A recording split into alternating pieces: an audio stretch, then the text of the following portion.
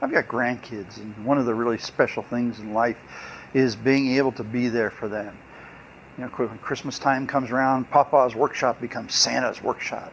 You can't beat things like that. And being able to make gifts for your kids that they can use, or your grandkids that they can use, and then they pass on to their kids. Then I'm creating a legacy for my family, a legacy of something that'll go on through the generations.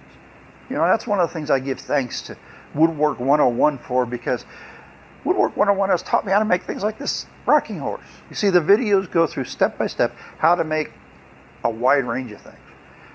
You learn the techniques, you learn the tricks, and you get to see somebody doing it. You know, you got to see somebody do it to really learn it. The book just doesn't quite cut it.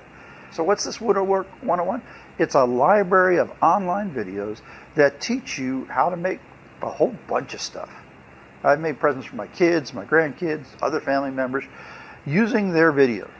And that's, to me, that's a precious thing. That turns my workshop here into more than just some place for me to play around and make sawdust. It turns into something that's a blessing to my family.